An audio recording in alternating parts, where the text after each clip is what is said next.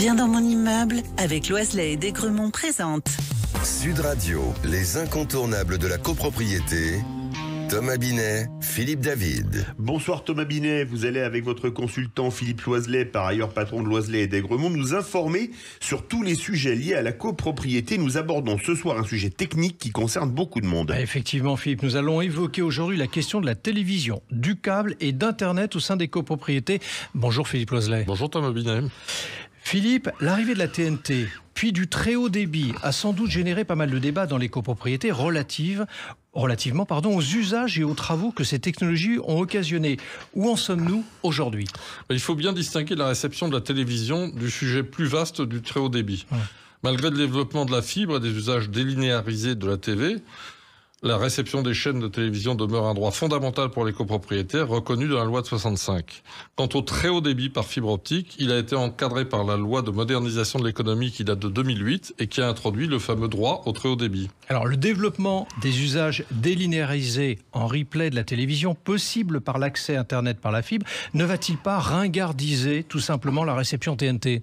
Vous savez, aujourd'hui, plus de 40% des foyers utilisent la réception TNT lancé en 2005 et qui demeure le moyen exclusif de réception pour près de 20% des foyers. Les immeubles disposent donc en général d'une solution de réception TNT à base de réseau câblé ou d'antennes collectives. Le réseau câblé étant en nette perte de vitesse, nos immeubles sont donc massivement équipés d'antennes. Mais nous surveillons le sujet de très près car pour le moment l'avenir de la TNT n'est pas garanti par la loi au-delà de 2030. Par ailleurs, une nouvelle TNT 4K verra le jour en 2004 pour les Jeux Olympiques. On n'a donc pas fini d'en parler. Alors comment s'est fait le développement de la fibre dans les copropriétés, Philippe ? La loi de modernisation de l'économie que j'évoquais à l'instant et le droit au très haut débit, donc à la fibre, introduit en 2008, ont accéléré le déploiement de la fibre dans les immeubles, notamment en zones urbaines.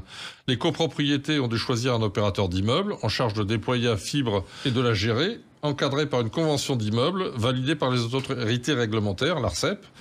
C'est cet opérateur qui va venir installer la fibre dans l'immeuble et prévoir les installations à partir desquelles les branchements individuels vont être réalisés par les opérateurs commerciaux.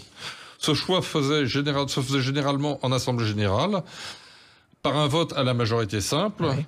En ce qui nous concerne, nous avons souhaité encadrer et éclairer le choix des copropriétaires dans une charte signée avec les opérateurs, charte qui définit un cadre de travail et de recettes.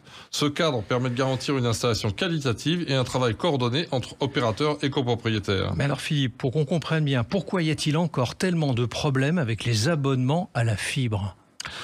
Tout d'abord, je crois que tout le monde comprendra que ce sujet est très sensible. La télé et aujourd'hui Internet, c'est sacré. Le sujet est d'autant plus difficile que la copropriété et les occupants ont en charge deux parties de réseau au sein de l'immeuble. La copropriété a en charge l'arrivée des tuyaux, pour faire simple, qui sont ensuite répartis vers des installations privées, on dit privatives en copropriété, dont chaque occupant est responsable.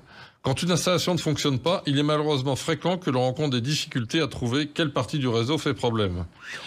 En fait, le déploiement initial de la fibre n'a concerné que les parties communes des copropriétés. Au fur et à mesure des souscriptions d'abonnements, les opérateurs commerciaux ont raccordé individuellement chaque logement aux parties communes par le propre sous-traitant avec un contrôle parfois défaillant de l'opérateur d'immeuble, dont c'était pourtant le rôle.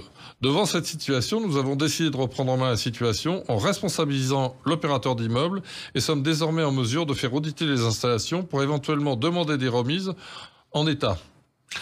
Cela nécessite une bonne connaissance des rouages de fonctionnement des opérateurs et des partenaires techniques fiables. Le rôle d'expertise de soutien du syndic est essentiel dans l'exécution de ces opérations complexes, techniquement et juridiquement. Merci Philippe et Thomas. Nous vous retrouvons vendredi prochain pour un autre numéro d'Oser Investir, les incontournables de la copropriété. On vous retrouve également, Thomas, dimanche matin dès 9h30. Avec plaisir. Sud Radio, les incontournables de la copropriété. Thomas Binet, Philippe David. Avec Loiselet et Desgremont, bien dans mon immeuble.